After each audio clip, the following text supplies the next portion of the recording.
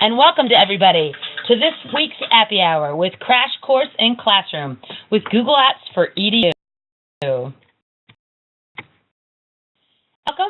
to Alan, a social studies teacher from Norwood High School. Scott, can I have you come on the line, say hi, and introduce yourself to us? Hello, everybody. I hope everybody's doing well, and I hope you're ready to learn some things about Google Classroom. Have you with today? But before I launch into all the classroom, I have a question for folks out there. Before classroom, what tools did you use to share work with students? What are the tools you had out there? Try to think digital, maybe not digital tools that you use to make sure kids got work. Go share them in the chat.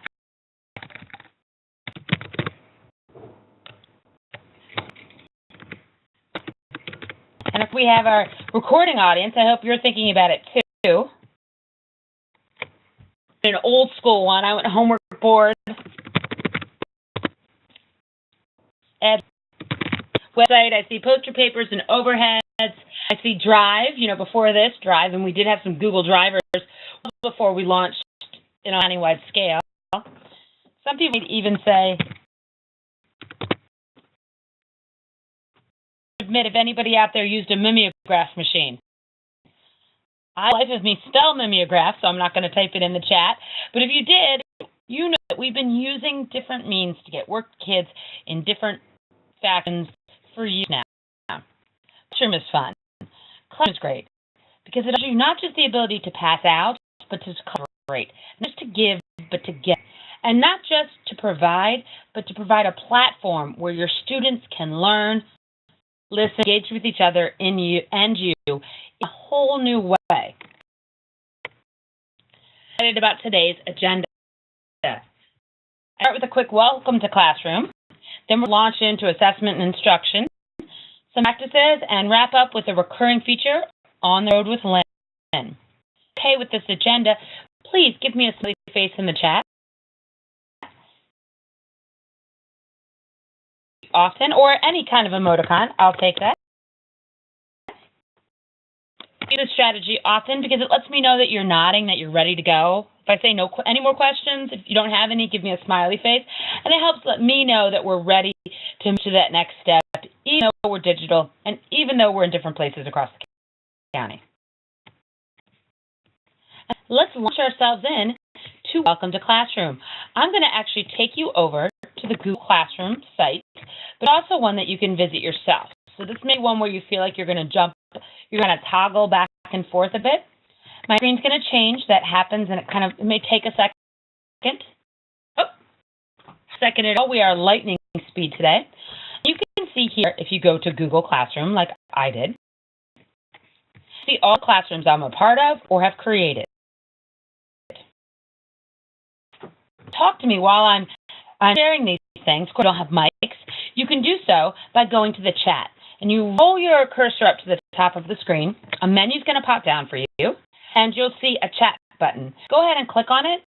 And I'd like to know, to make sure that you can talk to me while this is going on, if you put a smiley face or an emoticon, or even if you're anti-emoticons, you can give me a yes right in the chat, so I know you can see and have a conversation backwards with us. Thanks, Lynn. Thanks for the creativity. So our first step here is actually a quick what is classroom. And I'm going to give you the quick down and dirty.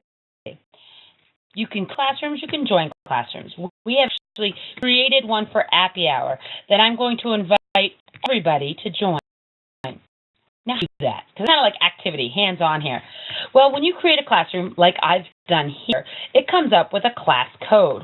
So I'm going to type that in the chat so that you can copy it, because who likes to retype things, right? I'm going to type this guy in here for you.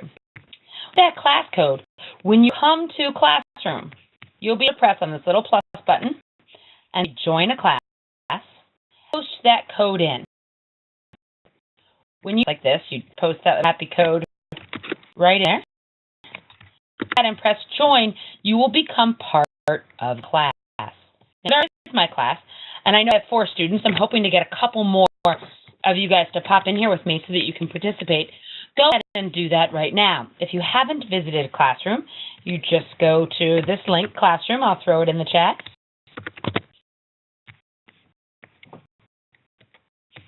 My class code, which you see right here. This is all your students would have to do to join Classroom. On the line right now, if I could, how did your students sign in this way using the class code, and did you find it to be a pretty easy process? Took about 5 minutes longer for them to set up the computer than to actually sign up for the class.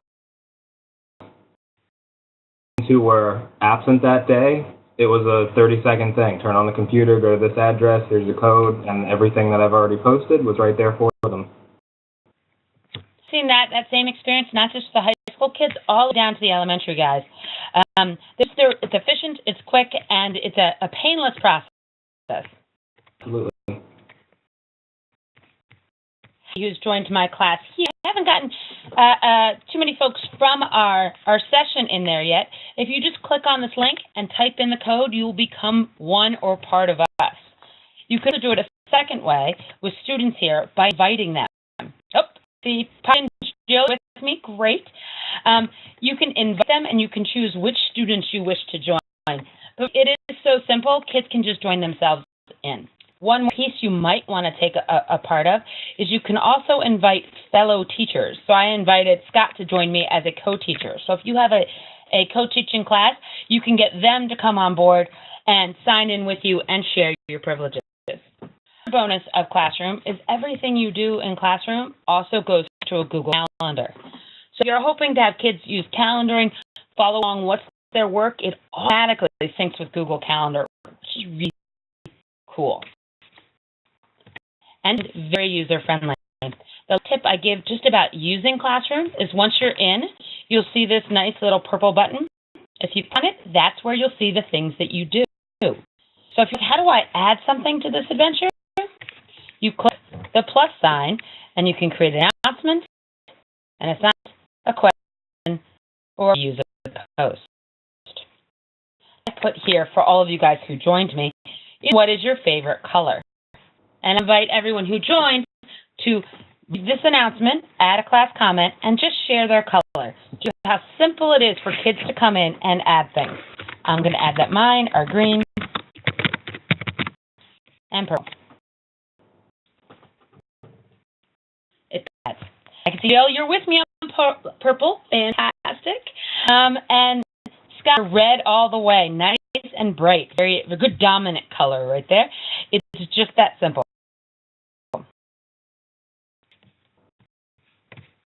So centralized location where you can share, where students can collaborate, and where you can create a space for kids to learn, whether they're with you physically or with you learning from any part of the globe, any classroom, anywhere, anytime.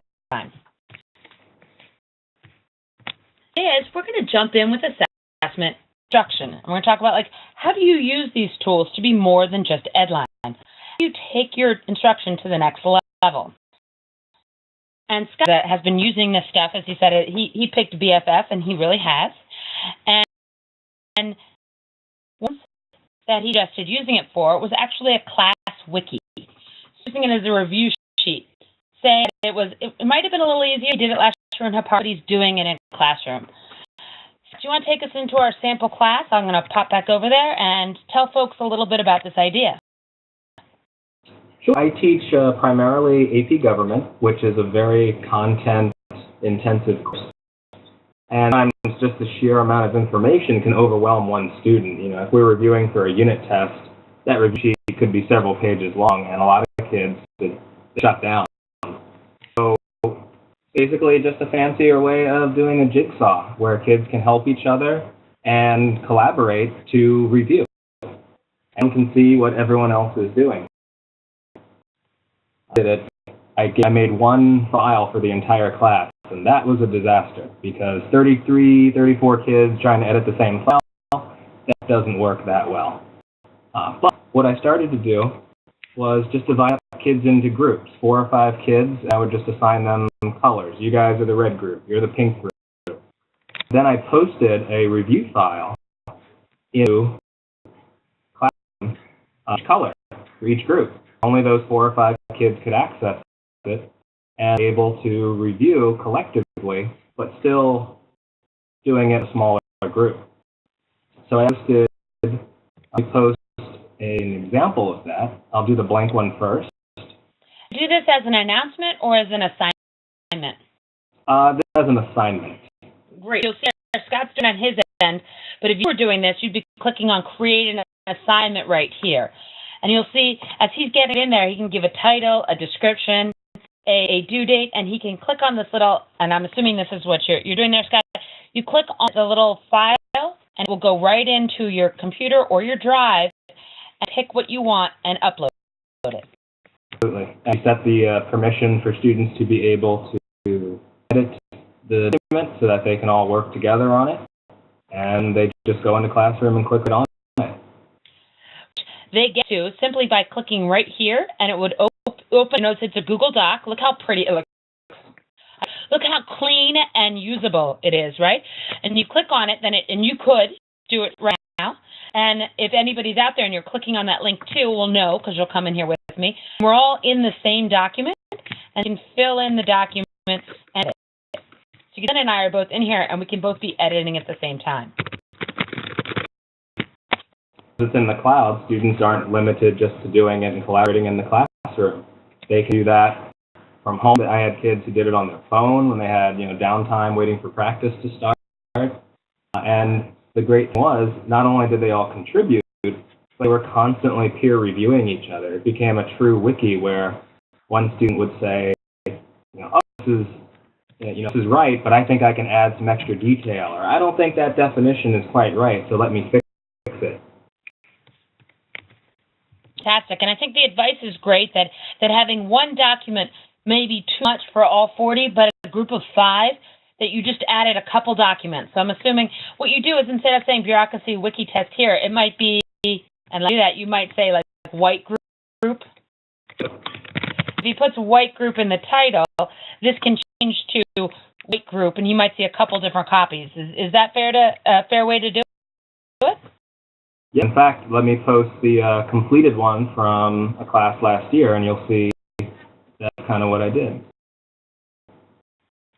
Right on this side of Appy Hour. Fantastic. And as he posts that, you'll notice with the students, down here it says stream updated. So if a lot of things are going on, one of the ways you can, and you're looking for it, like where did it go? Its stream was updated. You click show, and you'll see, oh, here's our 6 orange unit 4. So that was period 4, or unit 4, period 6, and it was that specific group of kids. And that is all information that students did. I had nothing to do with that except putting in the questions in pink. Things that we've heard from people who go to Google is they said having kids not be able to have that document in front of them to just quick review is a struggle. They don't have that piece of paper. Well, this really looks like this is what they pull up on their phone and skim through and get in their head and prep with. This gives them that tool, even if it's 5 minutes after practice ends while you're waiting for mom to pick you up. This looks like something I would go back to. Okay, I have a quick question. Yes. Did you set up a template for that, or did you just let them go to town? No, it's a template. So those questions, that was a normal review sheet that I used to make copies of and hand out one to every individual student. Okay, the who is part of and what does it do, that was you? Yes, setting up the guiding questions. Perfect, okay. After that, it's a skeleton, and they go for it, add to it, support it, however they want. Yeah, cool. You can see here's that clean template that he provided them with, while still at the same time giving them enough structure to work with, while at the same time letting them really take over. Scott, that by simply clicking on the plus sign, creating an assignment, uploading his documents, which he could get from his drive. Yay, drive. And as soon as he do that, we'll put that in there. The little piece is he didn't just say students can view the file.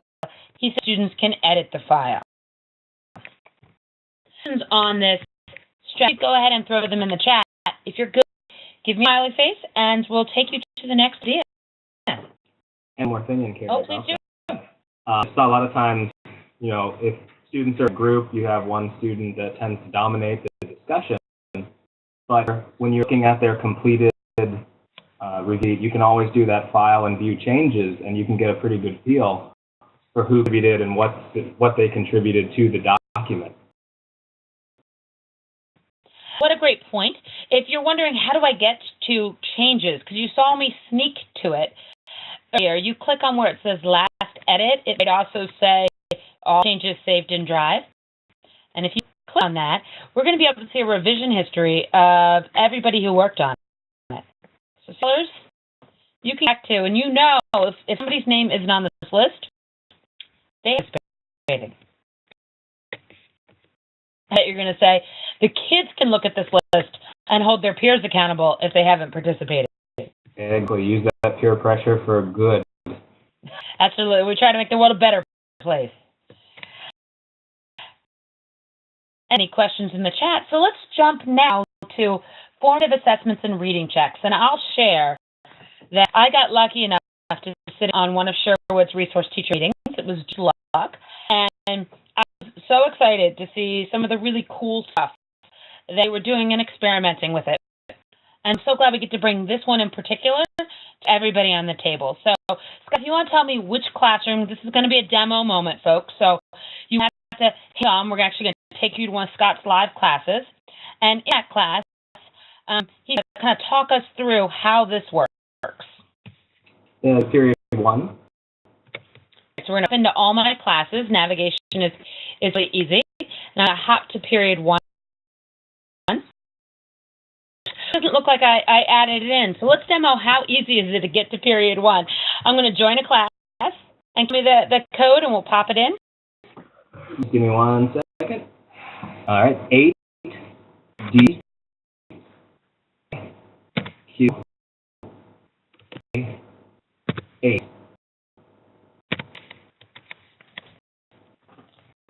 And so now I'm part of period 1. Your period 1 NSL. So how is this a assessment and reading check work? So nightly reading for my students out of the book, and in the old days I would have them take a piece of paper out every couple of days, and I would ask them a question that I felt covered the idea, the gist of what they needed to get out of the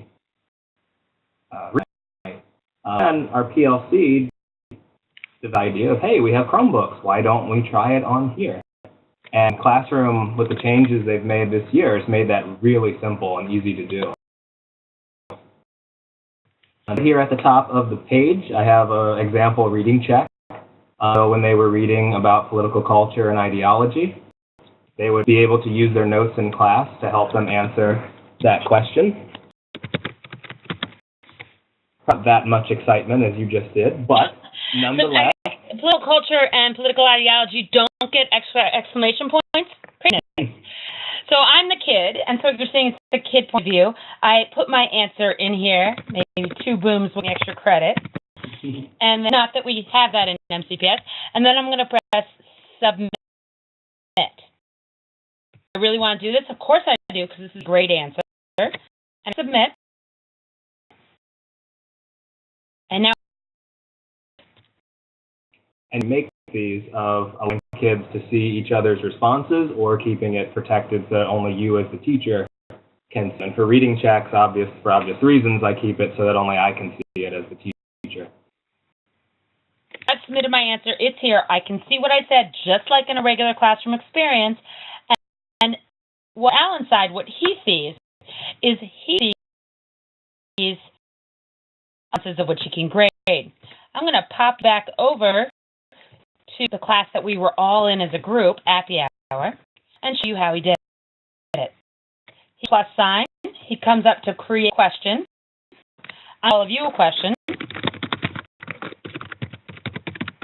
What's your favorite football team? Ask it of you. That's all. Of course, if this were a real classroom, I might put my criteria for success. You like, I mean, stuff like that. And press ask.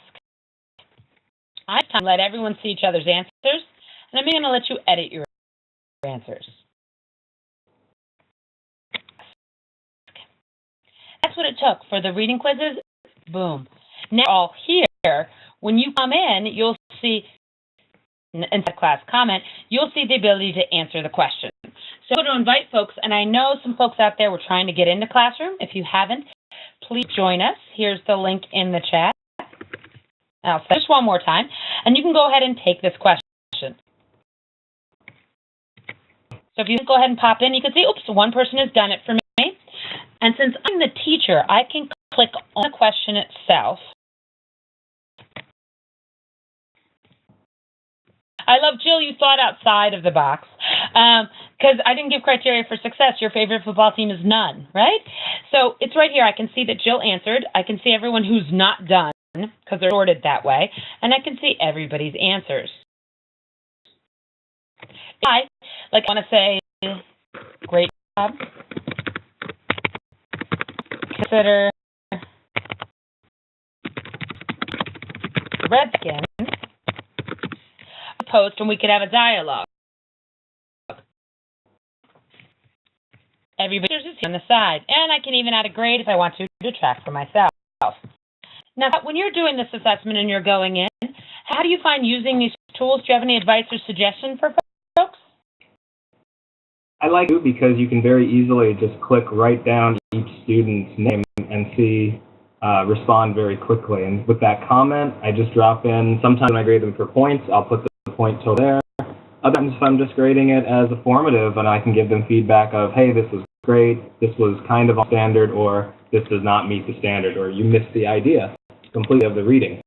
So it helps me to diagnose where students are having trouble.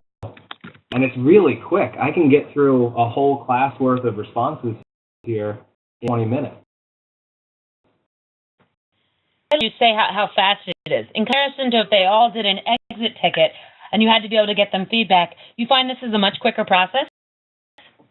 Quicker, more importantly, quicker for the students because they can receive that feedback instantaneously. I know when I've when I have given them the feedback and sent it back to the class, they get a notification on their phone, and kids come in the next period and say, what can I do to make sure I do better on the next one? So it really gives them that immediate feedback. So we're not playing catch up, 2 weeks later trying to figure out how to improve. We can get it right there, then and there.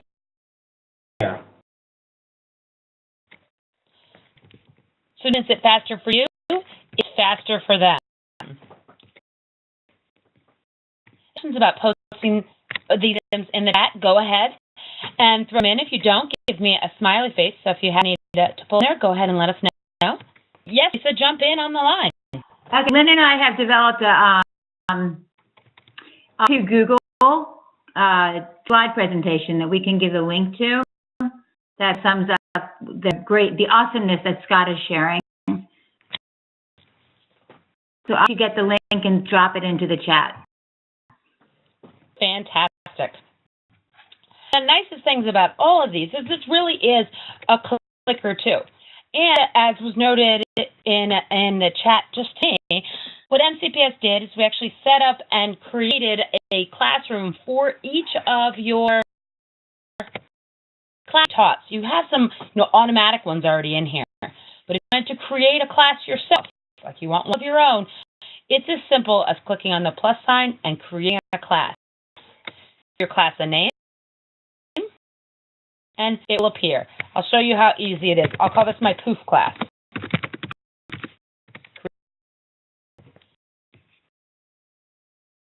And it took and look, it gave me a nice background to match my poof class, and a brand new class, complete with a class code. So it really is that super easy. And class, you want to do really awesome stuff like silent seminars. So Scott, you want to tell us about what this posing of questions and get students to use discourse looks like in your classroom? Sure. Sometimes we would do a normal seminar where students would talk, and then once again, 5 students who are the talkers would dominate, and those shyer students or students who maybe don't have as much confidence in their or their ability to articulate what they want to say, and they're left out on the sidelines, not really gaining much from the conversation. One seminar was a way for me to try to change up and everybody a chance to participate or at the very least respond. And the problem I had with doing a normal seminar is that it fades into the ether after everyone's done. You know, the bell rings, kids go. There's no real record of what was said. And by doing a seminar in Google Classroom where students are typing their thoughts out, does it make sure that every student can participate and they don't have to worry about getting stage shy? It allows there to be a transcript left. So students who weren't there, or students who maybe missed something, they go back and again use it as a reference to help study in the future. I have a record of one in my period 1 class from before. So pop back into period 1. I'm going to click on it. And I moved it towards the top.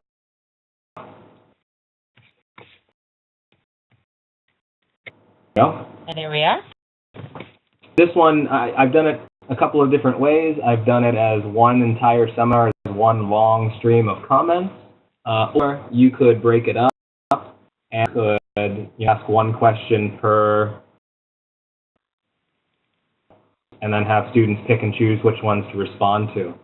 But it pretty much worked as if students were in a chat room or in a group text with one another. And allowed me to post live feedback or ask questions for students to clarify things. Kids to have fun, they can always say, I'm going to retweet that tonight and things like that when they see a really good comment. I tried, even of our best. Even if kids talked as fast as I like to talk when I really let myself talk fast, I thought we could get 288 prescient comments fit into one 45-minute period. So it really does give a voice, and it gives a voice to everybody. I go back and I can check and I can see, okay, who participated, make sure, and those kids who didn't, I can have a conversation later and say, what's going on? How do you feel like the content we're doing? Stuff like that. And that one of the suggestions, if you do this in your classroom, is you could have one post like this with so many running comments, it would be hard to follow. You could have several different questions that kids interact with so that it's not all in the same thread. Another idea, and I'll pull back to my classes, is you can create an individual classroom for just that experience. It's actually one of the ways in which I did it when I taught philosophy this summer. Is Murder Mortal was one of my discussions. I did a ticking time bomb discussion. I did moral theory exploration. And so the kids came in, and instead of having one classroom for everything, I made an individual classroom for each discussion. That'd be more than you want to do, but if so, it's so fast to make a class. If that organizes better for you, you can do so. Plus, you have the bonus of, if I come back and teach this again next summer, I choose to start kids in a prior discussion, and they can just react to their peers. So I can use it not only as a moment in time, but over time, kids can see what they say to the same answers. I have a question for Scott. Well, as we go from school to school, we have gotten some questions about some inappropriate comments, how to shut down the starting off with any of these comments. Do you have a conversation with them prior to this about what the criteria is for their responses? We, when I initially set up the classroom, there's that in the about that ability to allow students to believe, it's not in that menu, but the one that allows them to comment on things, on assignments. Yeah, I know what you mean. I leave that open intentionally to allow them to do that, to see what happens in the first couple of weeks. And okay. That was in one class, and then we had that conversation. Specifically to the summer, yeah, they have expectations where I go over you're expected to make significant contributions using information from your referring to what someone else has said. AP classes and even in my other classes, it really hasn't been a problem, appropriate use or anything of that nature. Every now and then there's a joke, but that would if we were just in class anyway, and that's fine. Right. Okay, cool. Thanks. Chair, it didn't show up when I looked at it because I'm a student and we don't want our students turning that on and off, but I did pop over to Appy Hour Awesome, and in students, this is students can post and comment, students can comment, and only teacher can post and comment. And if behavior becomes a problem, then I just switch it to only teacher can post or comment, and they realize they can't have fun anymore. And then it's back to business as usual. Stream, they don't see comments anymore. And so if you were looking at your Appy Hour Awesome right now, you'd see you lost that ability. Another piece of advice that I've seen people throw around is always start with only teacher can post the very first time they go in. Then give them the privilege to comment, and then you choose to comment and post, but start without it so you can, because that's actually what happens is it's fun. I think we'll talk to that. And they'll be like, look what I can do, and your whole feed will get stopped. So it's kind of a slow roll. In particular, when I did that wiki where I actually let the entire class in, very quickly we got pictures of Teletubbies in instead of talk about the system. I mean, right? Right, exactly. One thing new, you kind of have to have that, hey, get the wiggles out, like the silliness, and then down to business, so. And very quickly when they realize that you have a record of everything they've ever posted or edited. It's true, you can't relive the expletive that came out in the class again, but man, can Classroom show you everything everybody said. If anybody has any additional questions on this one, you can throw them in the chat. If not, go ahead and give me a smiley face. I did put in the chat the link to mine and Lynn's presentation on Google Classroom. Great. And so I'm recording. If you come back, you can get to that as well. And we're going to take you to our next piece, which is a central hub for WebQuest. So, you want me to head back? Do you want to stay here as an example, or do you want to head back to period 1 to tell us a little bit about that? You can go back to period 1. I have one that students were doing yesterday, actually. We'll know what it is. So let's scroll down till we see it. And I think it's right here. Evaluate the quality of the... No, one more. Oh, never mind. Although that would have been a great question. Let's come down to election request. I'm going to make sure to turn this in. Absolutely. So many times, teachers like to use a web quest. In the old days, it would be something you'd post on Edline, or it'd be a Word document with links in it. And allowing every student to have it localized in a central place so that everyone's where it is. There's no questions about where they're supposed to find all these things. And if you allow students to group up or to create, a partnership with each other to help each other complete it, they can use that big blue share button in the document itself to work on something together. And a good advantage for these larger kinds of web quests. So come in as a student, you as a teacher had posted this as an assignment. It looks a little different than the questions we've been asking before. So can you tell folks how it works when I open this up, right? So I'm going to open up my document. That's what a kid would do. I make some changes. Here, adding in fake text. Let's say I'm finished. What does a kid do then, and how does that impact you as a teacher? So at this point, if that's all they have done, then I cannot really see anything that they have done. They have to hit that big blue turn it in button for me to see their work. And this was a problem the first time I did an assignment this way in classes, that students would not hit that turn in button. They'd just finish the assignment, power in their Chromebook, and call it a day, and have to hunt them down and remind them, no, I can't see what you do unless you hit that button. I get the routine of it down, and they understand the difference between a question and an assignment. It hasn't been a problem. But in that first couple, you really have to make sure that you are really telling them explicitly what they need to do in order for you to see their work. It feeds into some of the questions that have been going on in the chat. The question was, how are students who aren't computer literate using this? But I actually think a lot of what you're doing here, just like you would with paper-based, is you're teaching the routine and they're becoming computer literate through this process. This is actually giving them exactly what they need to get the 21st century skills that'll make them successful.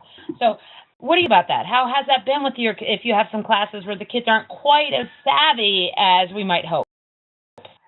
In terms of the usability and the interface, it's so just it makes sense. It's just natural, it flows. If you don't have a lot of experience with computers or Google itself, this is just so intuitive. And have a few mouse clicks that you can do. Everything's labeled, everything's very clearly laid out. I haven't had a problem in terms of teaching students how to use it. The big problem I've noticed with students is that they do not know how to type anymore. They're addicted to texting that can't figure out how to use a keyboard. I spent time this morning with kindergartners who went into Google Classroom.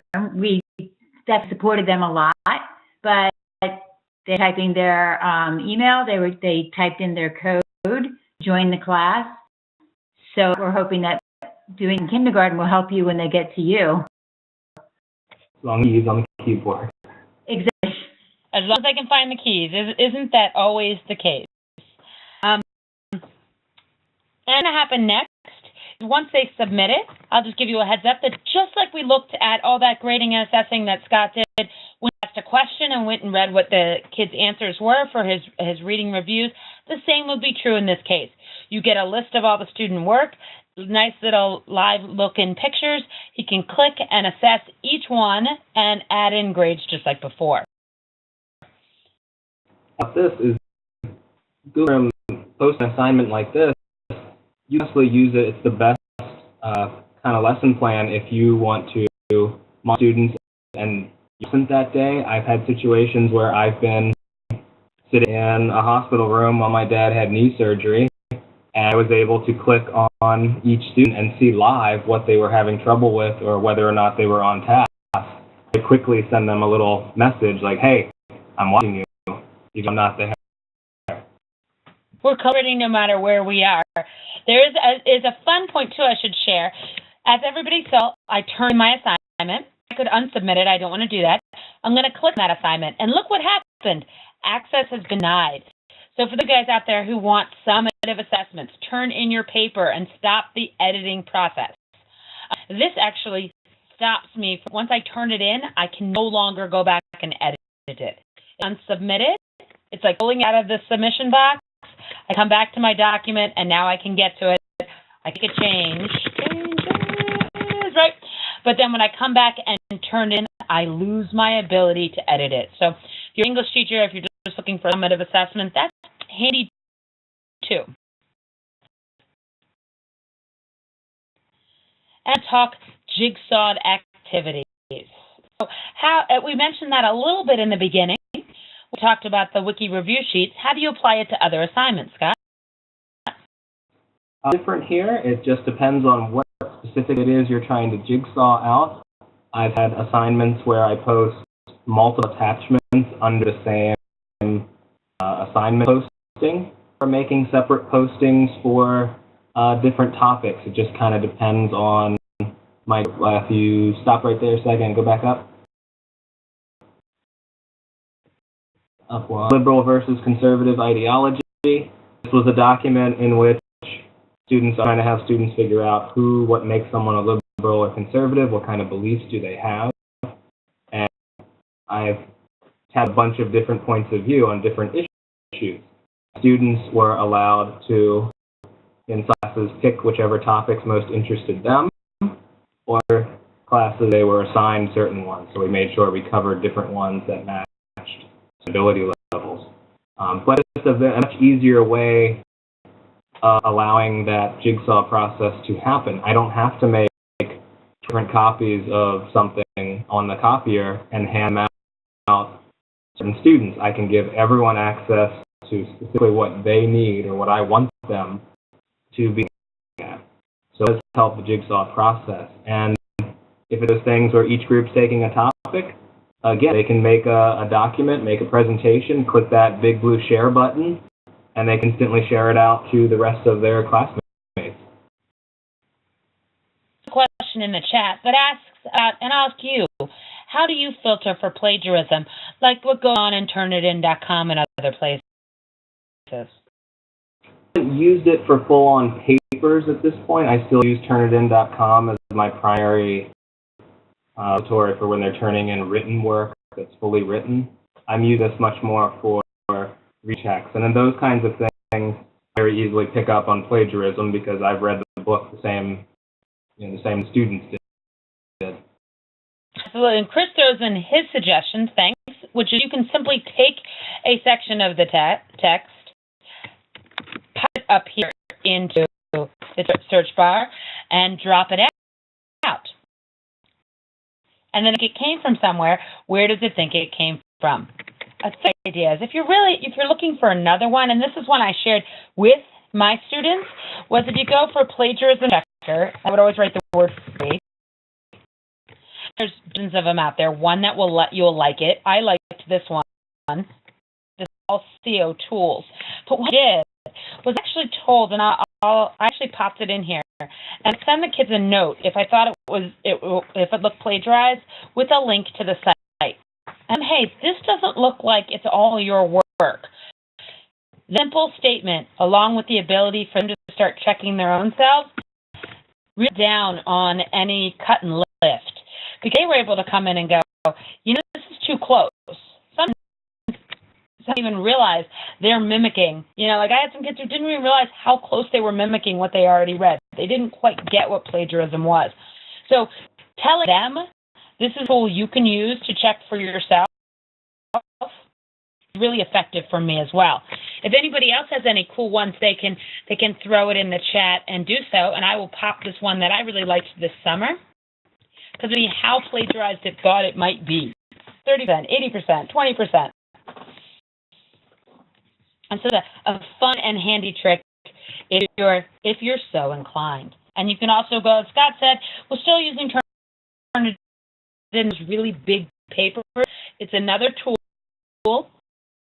And Google gets around to putting one of those checkers in there, and I wouldn't put them past it to be working on it.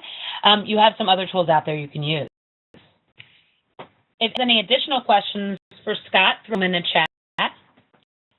And while that, I'm going to pull back. And I'm going to ask for, if you haven't used Classroom before, or used it a little bit in Scott first, and then invite some of my other peers, and anybody in the chat can throw in theirs as well. What advice would you give to new people? What's the that you when you're starting with Classroom? Yeah. Hit that create class button if you don't already have a section for your class, or just make a fake class and just play. Click on every single button you can, and it does. That's how I taught it to myself. When we got our Chromebooks last February, I logged into Google Classroom and I kind of looked around and said, okay. I really improved it over the summer. When I came back and logged in for the first time this year, it's a completely different experience. The ability to post a question, and that's increased my usability of it. So start small, ask them questions, see how the kids do with it. Don't encourage if it takes you a while to teach them the procedure of how to do things. That's all that happens when you have to do something new. Something in the chat. Definitely played with it, like what Scott said, because we were nervous that we were going to do something quote unquote wrong. We realize it doesn't really matter if you do something wrong because you can take it down, or it's a learning process. But my biggest takeaway is you differentiate so easily through using Google Classroom. You don't have to have a class be your whole class. You break it into the differentiated groups with like period 1, so that you can easily differentiate to meet the needs of the kids. As I think Lynn or somebody said earlier, create PLCs.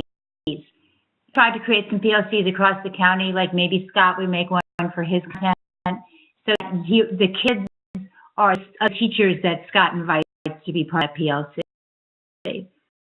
Throws in great advice too, of starting with a simple task and having them work on that first.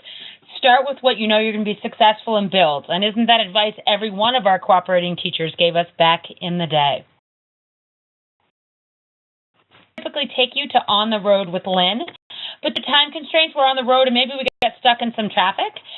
So we'll come back to this one in our next Appy Hour, which will be in 2 weeks, and we'll talk a little bit about Ed Puzzle. Until then, know that you can always connect with more support. Not only are we here with our biweekly Appy Hours, every one of your schools has an instructional technology specialist, and we're assigned to help you with anything that you've seen here today. We also record all these Appy Hours, so shout out to our recording people. Woot woot. And don't forget, you can search Google, not only to see if something's been plagiarized, but also to get answers to your questions. Plus, source that we're spotlighting, and I'll invite Lisa to throw a link into the chat, is Lisa and Lynn, who call themselves Lynn Squared. They're cheeky ladies, and they've been producing a newsletter. This is a monthly newsletter and has lots of tips and tricks. Things like Edpuzzle, which Lynn will talk about later, but hey, you could always Google it, try it out beforehand. So we recommend clicking on that link and taking a look. They send it out monthly. It's very fun. It'll show up in the chat. There it is. Plus, you can follow us on Twitter. If you do, I will remind you about Appy Hours. I push out the first place that gets this recording link is on Twitter, and you can follow Lisa and Lynn as well. We're pretty darn active. And I'm going to give a big shout-out thanks to Scott for joining us today. This was fantastic.